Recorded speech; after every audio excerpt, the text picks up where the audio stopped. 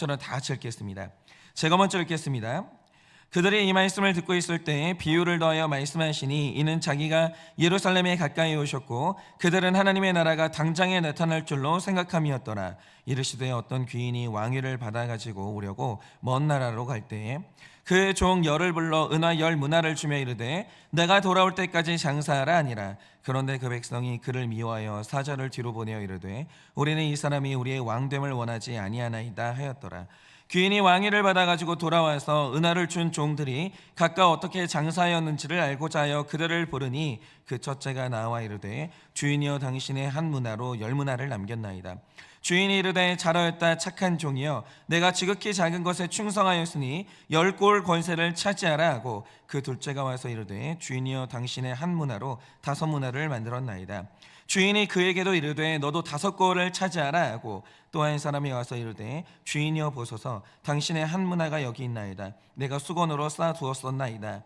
이는 당신이 엄한 사람인 것을 내가 무서워함이라. 당신은 두지 않은 것을 취하고 심지 않은 것을 거두나이다. 주인이 이르되 악한 종아 내가 내 말로 너를 심판하노니 너는 내가 두지 않은 것을 취하고 심지 않은 것을 거두는 엄한 사람인 줄 알았느냐. 그러면 어찌하여 내 돈을 은행에 맡기지 아니하였느냐. 그리하였으면 내가 와서 그 이자와 함께 그 돈을 찾았으리라 하고 곁에 있는 자들에게 이르되 그 한 문화를 빼앗아 10문화 있는 자에게 주라 하니 그들이 이르되 주여 그에게 이미 10문화가 있나이다. 주인이 이르되 내가 그에게 말하노니 무릇 있는 자는 받겠고 없는 자는 그 있는 것도 빼앗기리라. 다 같이 읽겠습니다. 그리고 내가 왕됨을 원하지 아니하였던 저 원수들을 이리로 끌어다가 내 앞에서 죽이라 하였느니라. 아멘. 네, 여러분이 오늘 말씀을 보시면 예수님께서 이 비유를 말씀하시게 된 이유가 뭐냐, 이거를 지금 11절부터 밝히고 있거든요. 그러니까 이 비유를 말할 때는 이 비유를 말하는 이유가 있는 거예요. 그러니까 그들, 즉 오늘 삭개오의 집에 사람들이 모였어요. 그리고 삭개오 안에 구원이 임했다, 오늘 이 사람 안에도 구원이 임했다, 이 말을 듣고 있었어요. 그런데 여러분, 제가 어저께도 말씀드렸지만 구원을 받을 만한 사람이 구원을 받는다, 내 생각에 이 사람은 구원을 받을 만해 라는 사람이 구원을 받으면 축제가 되죠. 그런데 내 원수, 내가 세상에서 제일 미워하는 사람, 나에게 상처를 줬던 사람이 구원을 받는다 라고 하면 굉장히 많은 사람들은 그 구원이 상처가 되고 이 구원에 반감을 가지게 되는 거예요. 어떻게 이런 사람까지 구원을 받아요? 이런 사람도 용서를 받고 이런 사람도 구원받는 천국이 그게 올바른 천국이냐, 이런 생각을 가질 수가 있죠. 이게 이렇게 수많은 사람들이 삭개오의 구원에 대해서 여러 가지 생각을 하는 가운데 이 선언을 듣고 있었어요. 그런데 이제 삭개오가 구원받고 있는 이 와중에 그곳에 있던 사람들이 했던 생각이 뭐냐, 지금 이 말씀의 시점은요, 예수님께서 구원의 완성을 위해서 이제 예루살렘 그 입성을 직전에 두고 있는 그 시점이에요. 그런데 여기에서 사람들이 하고 있는 이 구원의 개념이 뭐냐, 지금도 실제로 구원을 이렇게 생각하시는 분들이 많은데요, 예수님이 이제 예루살렘에 입성하시는 순간 정말 이런 생각을 했어요. 예수님이 사람들을 선동해서 군대를 조직한 다음에 일단 로마에서 파견한 총독을 죽이고 이스라엘을 로마에서부터 해방을 시켜주겠구나, 그러면 새로운 정부가 구성될 것이고 그러면 예수님을 따랐던 나는 한 자리를 얻겠구나, 전부 다 그 생각을 하고 있었어요. 성경에 그게 나오죠. 제자들이 나중에 싸워요. 뭐 때문에 싸우냐, 예루살렘에 가까워지면 가까워질수록 너는 어떤 자리, 너는 어떤 자리, 누가 예수님의 좌편과 우편에 앉을 것이냐, 이걸 가지고 싸웠다라는 거죠. 이게 지금 고조되고 있었어요. 그런데 이걸 적용해 보자면 이런 거죠. 목회자들이 목회를 하다 보면 뭐 그게 누구 잘못이냐, 이제 뭐 잘잘못을 따지자는 게 아니라 가끔 이제 목회자의 마음에 상처를 주고 힘들게 하는 성도님들을 만날 때가 있죠. 성도님들도 마찬가지예요. 목회자가 내 마음에 상처를 주고 힘들게 할 때가 있죠. 그런데 이때 목회자들이 바라는 구원이 뭐냐, 하나님께서 나를 반대한 그 성도님의 삶에 고난을 주시고 목회자 건드리면 하나님이 나를 치시는구나, 이 교훈을 깨닫게 하시고 다시는 목회자에게 반기를 들지 못하도록 제압해 주시는 것, 이게 구원이라고 생각하는 목회자들도 있다라는 거죠. 저도 한때 제 구원을 그런 식으로 생각을 했어요. 그런데 이게 이제 11절 말씀이죠. 그들은 하나님의 나라가 당장에 나타날 줄로 생각함이었더라. 이 말의 뜻이 그런 거라는 거예요. 구원이 뭐냐? 하나님이 내 가난으로부터 나를 탈출시켜 주시고, 내 질병으로부터 나를 탈출시켜 주시고, 누가 나한테 상처를 줬으면 하나님이 그를 치시고 제압해 주시는 것, 이거를 구원으로 생각하고 있는 거예요. 그런데 제자들과 무리들이 하나님 나라에 대해서 아직도 이런 생각을 한다는 게 예수님 입장에서는 진짜 애통한 일이에요. 왜냐? 여러분, 예수님의 공생애가 시작된 시점부터 예수님이 계속 설명했던 게 뭐냐? 바로 그게 하나님의 나라거든요. 하나님의 나라는 이런 것이야, 하나님의 나라는 이런 것이야, 이걸 계속 설명해 줬어요. 특별히 이 누가복음의 경우에는요, 이런 기록이, 이런 착각이 더 있으면 안 되는 이유가 뭐냐면, 사복음서 중에서 하나님의 나라를 가장 많이 가르친 성경이 뭐냐? 그게 누가복음이에요. 그러면 하나님의 나라에 대해서 얼마나 많이 언급하셨냐? 이 하나님 나라라는 이 개념이요, 마태복음은 불과 4번 나와요. 마가복음은 12번, 요한복음에 또다시 2번밖에 안 나와요. 그런데 누가복음에서 하나님의 나라가 몇 번 나오는지 아십니까? 27번이 나와요. 27번. 압도적으로 많은 가르침이에요. 하나님이 자신의 나라를 계속 설명하시는 거예요. 이 나라의 원리, 이 나라의 성격, 이 나라의 본질이 뭐냐, 이걸 계속 말씀해 주시는 거예요. 그런데 이 많은 가르침에서 예수님이 말씀하신 하나님의 나라가 뭡니까? 여러분, 잘 들으셔야 돼요. 그냥 넘기시면 안 돼요. 왜냐하면 우리가 앞으로 영원 무궁토록 살아갈 나라가 이 나라예요. 그러면 하나님의 나라가 뭔지는 알아야 될 거 아니에요. 하나님의 나라가 뭐예요? 그 나라 백성이 나는 누구예요? 여러분, 누가복음 17장 20절 21절을 보면 하나님 나라를 이렇게 설명합니다. 하나님의 나라는 볼 수 있게 임하는 것이 아니요 또 여기 있다 저기 있다고도 못하리니 하나님의 나라는 너희 안에 있느니라, 이렇게 말씀하세요. 뭡니까? 하나님의 나라는 땅에 깃발 꽂고, 어디 뭐 막 그런 분들이 있어요. 어디 막 비어있는 상가 있잖아요. 딱 깃발 꽂아요. 땅 밟기를 한대요. 그 비어있는 상가를 돌면서 하나님 주실 줄 믿습니다, 하나님 주실 줄 믿습니다, 하나님 능력이 있으니까 주실 줄 믿습니다, 이런 걸 하나님의 나라라고 생각을 하는 거예요. 그게 아니라고요. 여러분, 하나님 나라는 뭐냐? 하나님 나라가 우리 마음에 임한다라는 게 뭐냐? 어떤 사람이 마음에 성령 하나님의 통치를 받아서, 이걸 성령 충만함이라고 하는데, 성령 하나님의 통치를 받아서 불신자는 죽었다 깨어나도 할 수 없는 순종을 해낼 때, 그 인생이 하나님 뜻대로 되어질 때, 그 순간 순종하는 사람에게 하나님의 나라가 임하는 거예요. 그러니까 귀신도 나라가 있어요. 귀신의 나라는 뭐냐? 귀신의 통치를 받고 있는 한 사람의 마음이에요. 귀신은 이러죠. 미워해, 미워하는 거예요. 복수해, 복수하는 거예요. 욕심내는 거예요. 한 사람의 마음을 귀신이 좌지우지하는 거예요. 이미 귀신의 나라가 그 마음 가운데 임한 거예요. 그 사람은 귀신의 백성인 거예요. 그런데 하나님의 나라는 뭐냐? 하나님 나라는 말씀의 통치를 받는 그 사람의 마음이에요. 용서해야지, 용서한다라는 거죠. 욕심 내려놔야지, 내려놓는 거예요. 올바른 길을 가야지, 올바른 길을 가는 거예요. 하나님의 나라가 임한 거예요. 하나님의 나라가 임한 거예요. 어떤 사람의 마음이 하나님이 말씀하실 때 설득이 되어지는 거예요. 하나님의 나라가 임한 거죠. 즉 하나님의 나라는 순종을 통해서 임하는 거예요.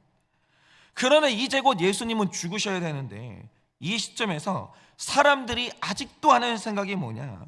예수님이 권력 잡으면 나도 한 자리를 얻어서 갑질도 좀 해보고, 다른 사람 무시도 좀 해보고, 주어진 권력도 좀 휘둘러 보고, 이런 나라를 아직도 꿈꾸고 있는 거예요. 예수님이 그렇게 말씀하셨는데 아직도 자기 나라를 생각을 하는 거죠. 그러면 자 보세요. 중요한 건 이제부터입니다. 제가 하나 여쭤볼게요. 다시 말씀드리지만 예수님은 누가복음을 통해서 하나님의 나라가 뭔지 압도적인 많은 횟수 27번이나 말해줬어요. 계속 반복적으로 말한 거예요. 그런데 무리들은 아직도 하나님의 나라에 대해서 예수님과 다른 생각을 가지고 있어요. 그러면 이게 굉장히 중요한 걸 의미하는 거예요. 이게 뭘 뜻할까요? 저는 이게 굉장히 무서운 메시지를 가지고 있다고 생각하는데요. 자, 만약 이들에게 하나님 나라에 대한 지식이 없다라고 하죠. 들어본 적이 없어요. 그래서 하나님의 나라를 당장에 보이는 나라로 생각을 한다라고 하죠. 우리는 이걸 무지라고 부르는 거예요. 무지하면 하나님의 나라를 이렇게 생각할 수 있는 거예요. 그런데 이상한 게 뭐냐면 오늘 지금 이 삭개오의 집에 모여 있는 사람들에게는 이미 들은 말씀이 있어요. 27번이나 하나님 나라에 대해서 들었어요. 정보는 충분했습니다. 그런데 이들은 하나님 나라에 대해서 들었던 대로 배운 대로 생각을 안 하는 거예요. 그럼 보세요. 이때는 이 생각을 무지라고 하는 게 아니에요. 이거는 적극적인 반대예요. 지금 이들이 하나님 나라가 이런 것이야 라고 할 때 나라가 그런 식으로 되면 안 되죠 라고 하면서 반대하고 있는 거예요. 다시 말해 지금 예수님 주변에 있는 사람들이 누굽니까? 제자들이에요. 그분을 따르는 무리들이에요. 바리새인 무리예요. 그런데 지금 이들은 예수님이 세우고자 하는 나라를 적극적으로 반대하고 있는 중이라는 거예요. 여러분, 오늘 말씀의 주제는 하나님의 나라를 못 들어본 불신자들을 말하는 게 아니에요. 예수님이 세우고자 하는 나라를 듣고 반대하고 있는 신자들이 있다라는 거예요. 여러분, 이게 중요해요. 그래서 이제 오늘 본문의 비유가 나온 건데, 여러분이 12절을 보시면 어떤 사정인지는 모르겠지만 한 귀인이 네가 앞으로 왕이 될 것이다 지명을 받았어요. 그런데 14절을 보면 어떤 사람들이 등장합니까?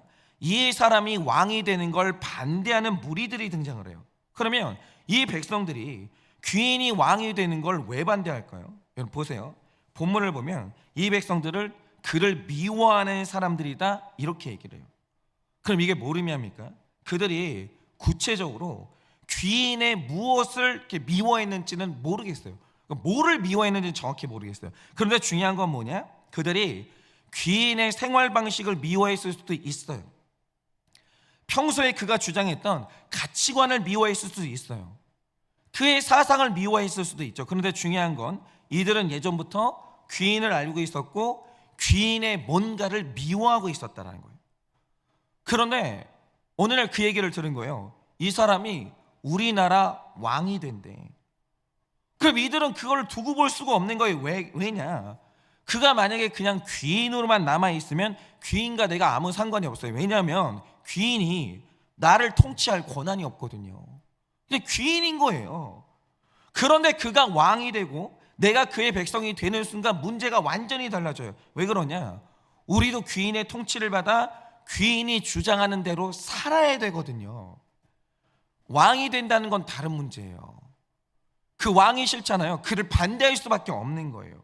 여러분 1861년에 미국의 남북전쟁이 일어났거든요. 왜 일어났습니까? 남부 사람들이 링컨을 반대했거든요. 그러면 왜 반대했어요? 링컨이 대통령이 되면 자신들이 링컨의 주장대로 흑인을 해방시켜야 된다 이걸 알았기 때문에 반대를 한 거예요. 그게 싫은 거예요. 흑인을 이제 풀어주는 게 싫은 거예요. 싫으니까 그가 대통령이 되고 그의 통치를 받는 걸 반대를 하는 거죠. 여러분 바로 이겁니다. 반대는 링컨의 삶과 가르침을 모르고 그의 가르침과 상관없는 사람들이 반대하는 게 아니라 링컨의 삶과 주장을 아는 같은 미국인들이 하는 게 뭐냐? 그게 반대예요. 그러니까 이 반대하는 게 얼마나 무서운 죄인 줄 아시겠죠? 그러니까 반대는 상관없는 사람들은 반대 못해요. 반관은 상관 있는 사람들, 같은 나라 백성들이 반대를 하는 거예요. 여러분 바로 이겁니다. 그들이 예수님께 27번이나 하나님 나라를 들었어요. 그런데 하나님 나라를 가르침대로 생각하지를 않아요. 왜죠? 이거 무지가 아닙니다. 들었는데 싫은 거예요. 천국이 그런 거였어? 그러니까 제가 말씀드리잖아요. 하나님의 나라는 삭개오도 회개하면 천국 가는 나라가 하나님 나라예요. 이거는 여러분과 제가 결정하는 게 아니에요. 살인자도 진실로 회개하면 용서받고 구원받는 게 하나님의 나라예요. 그분의 구원의 방식이에요. 그런데 말씀보다 옳고 그름이 강한 분들은 반대하는 거예요. 그런 게 어디 있어요? 하나님, 세리도 구원받아요? 그런 게 정의예요? 그런 게 하나님의 나라예요? 나는 싫어요. 세리는 못 들어오게 막아야 될 거 아니에요. 이런 식으로 하나님을 반대하는 거예요. 오늘 삭개오의 집에서 하나님이, 예수님이 선포하시는 구원을 반대하는 사람이 있는 거예요. 살인자가 천국 가요? 그런 게 어디 있어요? 그런 게 어디 있어요? 어떻게 살면서 열심히 일평생을 살았던 사람하고 살인자가 어떻게 같은 백성으로 살아요? 말이 돼요? 이런 식으로 적극적으로 반대하는 사람들이 있다라는 거예요. 여러분, 베드로가 왜 예수님의 죽음을 막았어요? 무지해서가 아니에요. 들었는데 싫은 거예요. 들었는데 싫은 거예요. 그러니까 반대하는 겁니다. 여러분, 말씀에 무지한 사람들은 다 교회 바깥에 있어요. 그들은 불신자고 예수님의 말씀하고 아무 상관이 없는 사람들이에요. 분명히 그런 부류가 있습니다. 그런데 반대자는 교회 안에 있는 사람이에요. 말씀을 아는 사람이라고요. 그들이 반대자가 되는 거예요. 그러니까 무지한 사람도 무서운데 반대자는 더 무서운 거예요. 예수님을 누가 죽였어요? 무지한 사람이 죽인 적이 없어요. 예수님 무리 안에 있었던 가룟 유다 제자가 죽인 거예요. 반대자가 죽인 겁니다. 그러니까 반대자는요, 교회 안에 머물고 있는 사람이에요. 그러니까 교회 안에 있다고 다 구원받는 게 아니에요. 교회 안에는 두 부류의 사람이 있어요. 구원받은 사람과 반대자가 있어요. 교회 안에는 이 부류가 반드시 있는 거예요. 말씀을 알기 때문에 반대한다는 거죠. 그러니까 오늘 말씀의 종들을 보세요. 오늘 이 귀인이 왕위를 받기 위해 떠납니다. 떠나기 전에 10명의 종을 불러다가 한 문학씩 주고는 이걸 보고 장사를 해보라고 해요. 그러면 이 의도가 뭐겠습니까? 자, 이제 귀인이 왕이 돼서 오면 귀인의 뜻대로 사는 건 선택사항이 아니에요. 싫든 좋든 그는 왕이기 때문에 우리는 다 그분 뜻대로 살아야 돼요. 만약 그게 싫은 사람은 합법적으로 그가 통치하는 나라에서 나가면 되는 거예요. 쫓겨나는 거죠. 그런데 이 귀인은요, 내가 왕이 되기 전에 자기 돈을 주고는 이걸 가지고 살아보라고 하는 거예요. 이게 뭘 의도하는가? 내가 왕이 돼서 그렇게 살아야만 하는 날이 오기 전에 자발적으로 나를 환영하는 사람, 내 뜻에 동의하는 사람, 이게 누군지를 보겠다라는 거예요. 그런데 보세요. 그런 주인의 의도를 신뢰하고 순종해서 2명의 종은 주인의 한 문화를 잘 사용했어요. 어떻게든 주인의 뜻대로 살아보려고 노력하다가 이익을 남겼어요. 그런데 한 종은 그걸 은행에 맡겨서 이자라도 남겨서 가져온 게 아니라 그걸 수건에 싸서 그대로 가져온 거예요. 이게 뭐냐면 적극적인 저항의 표시. 난 당신을 환영하지 않아요. 난 당신한테 동의할 수가 없어요. 당신이 나한테 이걸 요구하시면 저는 못합니다. 이걸 적극적으로 표현한 게 뭐냐? 수건에 싸가지고 그대로 가져온 거예요. 그러니까 이 비유에서 중요한 건 얼마를 남겼냐가 아니에요. 남기지 못한 종은 왜 못 남겼냐? 이거예요. 이 비유에서 말하고 싶은 건 뭐냐면 이 주인의 뜻에 반대하는 사람은 귀인의 집 밖에 있는 게 아니라 귀인의 종들 안에 있다라는 거예요. 그러니까 오늘 초점은 뭐냐면 무지한 자가 초점이 아니에요. 오늘 예수님이 말씀하시고 싶은 게 뭐냐면 이 세상에 예수님의 뜻에 적극적으로 반대하는 사람이 있는데 예수님의 종들 안에 반대자가 있다라는 거예요. 이 더 정확한 뜻이 뭐냐면 우리 내면 세계 안에 하나님 말씀에 대한 반대가 있다라는 거예요. 하나님이 오늘도 그 뜻을 내밀어요. 나는 오늘 너에게 이걸 원해. 내가 오늘 너에게 이 길을 걷기를 원해 라고 하는데 제 안에도 여러분 안에도 이것에 대한 반대하는 마음이 있는 거예요. 싫어요. 들었는데 싫어요. 인정 못합니다. 반대를 하는 거예요. 그러니까 이 비유의 주제는 뭐냐면 아예 말씀을 받은 적이 없는 무지한 불신자를 말하는 게 아니에요. 오늘 말씀의 주제는 예수님의 반대자가 예수님과 말씀을 아는 사람이다, 이걸 말하고 싶은 거예요. 그러니까 이런 거죠. 말씀을 딱 듣잖아요. 그럴 때가 있어요. 아, 오늘 말씀 너무 좋다. 나 오늘 말씀대로 좀 살아봐야 되겠다. 이럴 때도 있어요. 그런데 중요한 게 뭐냐? 어떤 말씀이 선포되면 저게 맞나? 말이 되나? 난 이건 아니라고 생각하는데 라고 생각하는 그 반대자가 우리의 내면 안에 불쑥불쑥 올라온다는 거예요. 그걸 우리는 시험 들었다라고 표현을 하죠. 반대하는 마음이 나올 때 시험 들었다, 이게 그 뜻인 거예요. 사실 교회에서 가장 반대하는 사람은 예수님과 말씀을 모르는 사람들이 아니라 아는 사람들이 반대하는 거예요. 제가 예전에 흥미로운 얘기를 들었는데 어떤 성도님이 신학과가 있는 기독교 학교에서 상담학을 배워요. 그래서 저는 생각하기를 그래도 기독교 계열의 학교에서 심리학을 배우면 성경적인 가치관으로 배우지 않을까? 이런 생각을 했었거든요. 제 생각은 완전히 다르더라고요. 그냥 그 완전히 인본주의예요. 그래서 이제 어떤 일이 있었냐? 수업 과정 중에 학생들이 실제로 어떤 사람을 상담해서 얻은 각자의 임상 결과를 발표하는 시간이 있었나 봐요. 그런데 이제 제가 아는 집사님이 구속사를 아는 분이니까 내가 상담했던 사람으로 하여금 가해자를 용서하는 방향으로 이끌었다, 뭐 이런 이제 결과를 발표를 했나 봐요. 그 결과, 그 발표를 듣고 난리가 났대요. 아니, 누가 상처를 받았으면 그걸 위로하고 치료하는 쪽으로 가야지 어떻게 용서를 요구하냐.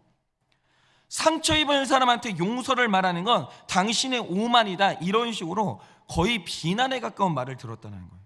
그런데 이 말을 하는 사람들이, 그러니까 용서라는 개념을 부정하는 사람들이 누구냐? 다 교회 다니는 사람들이에요. 그러니까 성경은 상처를 받은 사람이 위로를 받아야 된다, 이 사실을 부정하는 게 아니에요. 위로 받아야죠, 때로는. 그러나 말씀이 말하는 마지막 진정한 자유와 위로가 뭡니까? 진짜 치유가 뭐예요? 피해자인 나만 보지 말고 가해자인 너도 보라는 거예요. 그리고 오늘 내가 살아있는 이유는 누군가 나를 용서해 줬기 때문이라는 진리 중에 진리를 보라는 거예요. 오늘도 이 세상에 용서가 없잖아요. 살아남을 사람 아무도 없어요. 왜냐? 우리는 삶에서 반드시 100% 용서 못 받을 죄를 짓거든요. 부모에게 여러분 용서받을 수 없는 상처를 안 준 자녀가 있을까요? 그런 자녀가 세상에 존재해요? 그런데 만약에 이 세상이 용서가 없는 세상이었다, 여러분은 다 고아예요. 그런 자녀를 품고 살아갈 그런 부모는 아무도 없다라는 거예요. 왜냐? 모든 자녀는 부모의 가슴에 대못을 한 번씩 받거든요. 그런데 오늘 우리가 어떻게 살아가고 있어요? 부모가 우리를 수도 없이 용서해주고 있기 때문이에요. 그걸 몰라요. 내가 얼마나 많은 경우에 용서를 받고 살아가는지를 모르는 거예요. 배우자에게, 내 자녀에게 끝도 없는 용서를 받고 살아가고 있는 거예요. 여러분, 구원하잖아요. 구원의 본질이 뭐예요? 우리에게 능욕과 희롱과 침뱉음과 채찍질과 십자가에 못 박힘을 받은 예수님이 마지막에 용서하셨다라는 거예요. 우리가 받은 구원의 본질은 뭐냐? 내가 용서받았다라는 거예요. 용서 없는 구원은 없어요. 구원의 본질은 용서예요. 그래서 여러분 구원 받으셨습니까? 그러면 구원받은 자가 가지는 이중적인 신분이 있어요. 용서받은 자예요. 아무도 못 벗어나요. 다 우리는 구원 받았으면 용서를 받은 사람들이에요. 그러므로 세상에서 가장 큰 죄를 지은 내가 용서받은 사실을 알면 다른 사람을 용서하는 데까지 갈 수 있는 것이고, 용서가 완전한 치유예요. 완전한 자유함이에요. 용서는 있는 게 아니에요. 떠나보내는 거예요. 용서받은 나를 보고 타인을 용서함으로 완전히 그 상처에서 떠나보내는 거예요. 가해자에 대한 기억을 완전히 떠나보내는 거죠. 그런데 이 사실을 모르면 무지해서 용서를 못할 수도 있어요. 내가 용서받았다는 사실을 모르는데 어떻게 용서를 해요? 무지하면 못하는 거죠. 그런데 중요한 건 뭐냐? 용서를 들은 사람들은 용서를 반대해요. 이게 무서운 거예요. 그러니까 이런 거죠. 어떤 사람들이 십자가를 얘기하면서 당신도 용서하세요 라고 하면 이러는 거예요.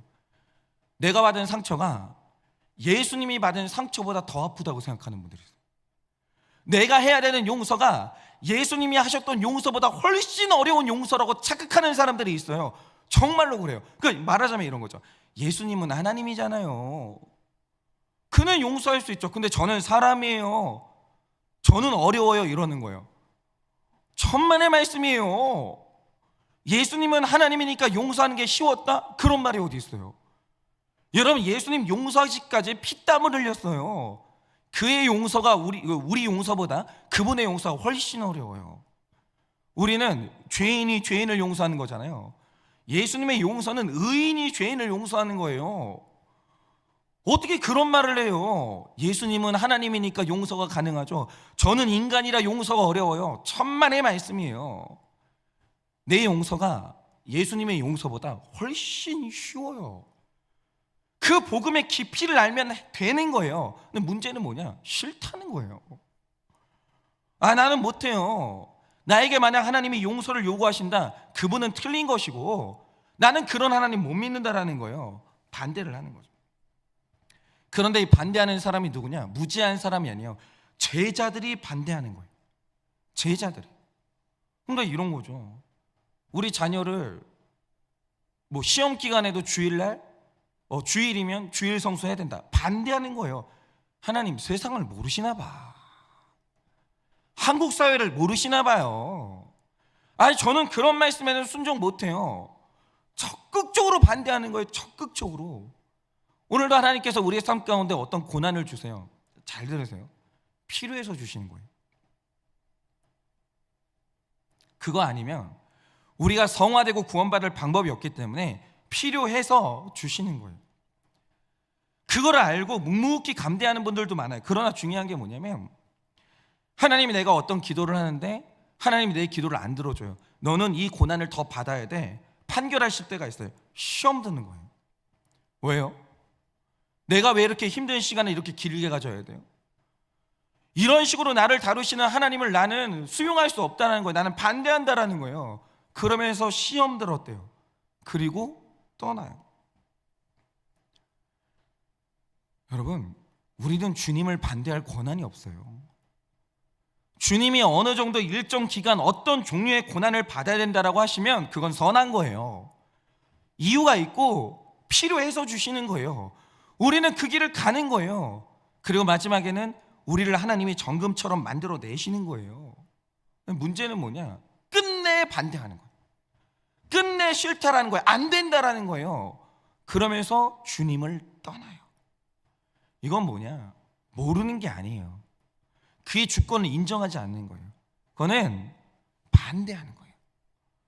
이거는 반대하는 거예요. 아니, 내가 왜 사람들 앞에서 내 죄를 내가 왜 말해야 됩니까? 내가 왜 수치를 당해야 됩니까? 싫습니다. 이게 뭐냐? 모르는 무지가 아니에요. 회개가 뭔지를 들었는데 반대하는 거예요. 이건 반대하는 거예요. 그러면 내 안에서 주신 말씀에 반대하는 나의 반대는 뭘까라고 하면, 저는 빌립보서 4장 18절 말씀에 대한 반대가 엄청 심했던 사람이에요. 이게 수용이 안 되는 거예요. 이 말씀에 그런 기록이 있죠. 나는 비천에 처할 줄도 알고 풍부에 처할 줄도 알아. 모든 일 곧 배부름과 배고픔과 풍부와 궁핍에도 처할 줄 아는 일체의 비결을 배웠노라 라는 말씀이 생각났어요. 바로 이거예요. 하나님이 나를 만들어 가실 때 배고픔이 필요하다, 수용하는 거예요. 궁핍이 필요하다, 수용하는 거예요. 그러나 때로는 배부름도 필요하고 그렇다라고 하면 수용을 하는 거죠. 근데 문제는 뭐냐? 하나님이 각자의 구원을 이루어 가시는 방식이 다 다르잖아요. 어떤 사람은 풍부를 줘요. 높이 올리기도 해요. 그런데 저는 어린 시절에 어떻게 하셨냐면, 저는 배고프게 하셨어요. 저는 비천에 처하게 하셨어요. 그게 못 참겠는 거예요. 하나님 나라가 이렇게 불공평한 거면, 하나님이 이렇게 불공평한 하나님이면 나는 그 하나님 안 믿어. 이게 수용이 안 되는 게 죽겠는 거예요, 정말. 그래서 저는 지금도 진짜 이게 안 되는 게 뭐냐면 이런 거예요. 설교를 하는데 그런 분들이 있어요. 그러니까 네가 설교할 때 내가 너한테 허락한 청중은 1명, 2명이야. 열심히 하시는 목사님들 계세요. 진짜 훌륭한 분들이에요. 그분들이 하나님 나라에서 아마 주님 곁에 있을 거예요. 훌륭한 분들. 지금도 시골에 자발적으로 가시는 목사님들 계세요. 거긴 영혼 아니냐고. 그 시골 할머니 할아버지들은 구원받아야 될 사람 아니냐, 그러면서 나라도 간다라고 하면서 거기를 들어가시는 분들이 있어요. 못 따라가요. 그런 분들은. 그런 분들이 천국에서는 아마 가장 큰 상을 받게 되실 거예요. 근데 저는 그게 안 되는 거예요. 하나님이 절대로 한 명, 두 명 놓고, 그러니까 어떤 뭐 비전도 없이 그냥 한 사람 붙들고 그 시골에서 목회를 해야 된다. 난 그 비천함이 아직도 안 참아져요. 누가 저를 비천하게 만들잖아요. 막 일을 가는 거예요. 감히 나를 비참하게 만들어? 나를 이렇게 하나님이 나를 그렇게 만들 때 그 서운함과 섭섭함, 원한이 어떻게 풀리지를 않아요. 아마 저는 시험 들 것 같아요. 이게 제 마음에 엄청난 숙제예요. 만약에 하나님이 오늘 나를 비천한 자리에 떨어뜨리시고 궁핍한 가운데 떨어뜨리시면 나는 지금처럼 여전히 하나님을 신뢰하고 찬양하는 설교를 할 수 있을까? 그걸 모르겠어요. 저는 그 검증을 받아본 적이 없는 사람. 그 마지막 날, 주님 오시는 날, 내가 주님을 반대하는 중에 주님을 만나는 게 전 너무 두려워요. 너무 두려워요. 내 안에 그 반대자가 있거든요. 그래서 오늘도 소원이 그거예요. 하나님 100% 순종해야 되는데, 나는 주님이 나에게 어떤 말씀을 하셔도 난 100% 순종해야 되는데, 내가 주님 만나는 날, 주님 오시는 그날 나 순종하는 자리에 나 서 있을 수 있도록 해달라고. 이게 너무 간절해요. 왜냐하면 제 안에 여전한 반대가 있거든요. 하나님에 대한. 주님이 나를 비천하게 만드시고 궁핍하게 만드시고, 이러면 저는 이게 아직도 안 참아지는 게 좀 있어요. 그러니까 듣는 사람이 없는데 설교할 수 있다? 그게 가능한가? 모르겠어요. 제가 오늘도 이렇게 열심히 설교 준비하고 열정적으로 설교 준비하는 이유는 뭐냐 하면 들어주시는 분들이 있기 때문이에요. 나를 하나님이 그 자리에 갖다 놓을 때 나는 하나님을 반대하지 않을 자신이 있는가? 시험 들지 않을 자신이 있는가? 그 자신이 없는 거예요, 제가. 그래서 기도해요.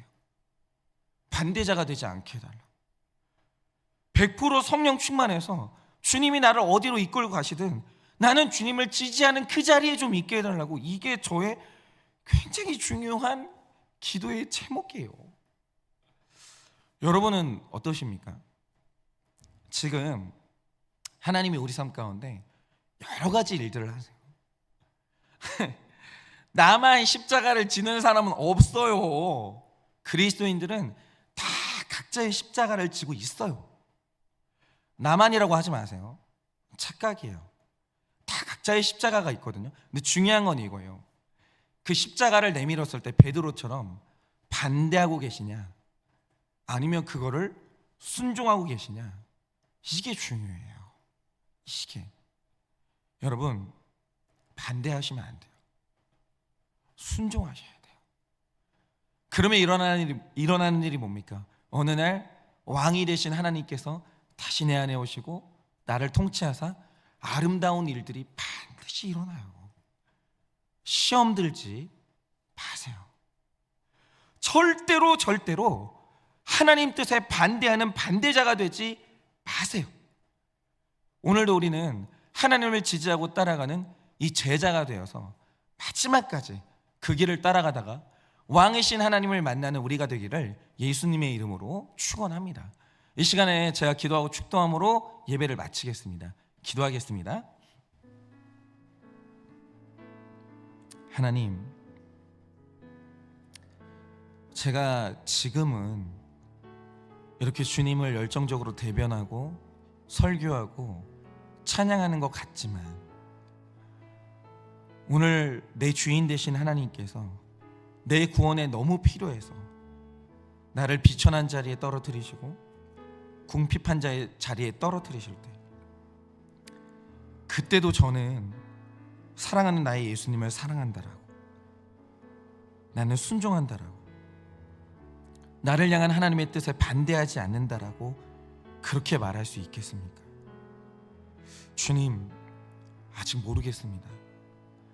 제가 그런 검증을 받아보지 않아서 모르겠습니다.